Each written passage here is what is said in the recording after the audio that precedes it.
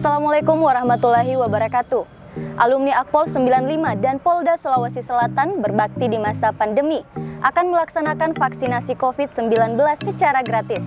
Ayo, datang dan vaksin AstraZeneca dan Sinovac, baik dosis 1 maupun dosis 2, yang akan dilaksanakan di Makosat Brimob Polda Sulawesi Selatan, Jalan KS Tubun nomor 10, yang akan dilaksanakan pada hari Jumat tanggal 3 September dan Sabtu 4 September 2021, mulai pukul 8 sampai dengan 14 waktu Indonesia Tengah.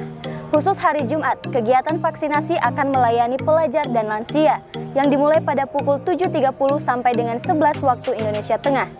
Caranya, datang langsung dengan membawa KTP, kartu vaksin, dan menyetor nomor handphone yang aktif untuk dikirimkan kembali bukti selesai vaksin. Kami juga menyarankan untuk mendownload langsung aplikasi Peduli Lindungi agar langsung diregistrasi. Akan dilayani oleh tenaga vaksinator yang profesional melalui pemeriksaan screening. Ayo, tunggu apa lagi? Sampaikan dan ajak kerabat, sahabat, dan tetangga Anda.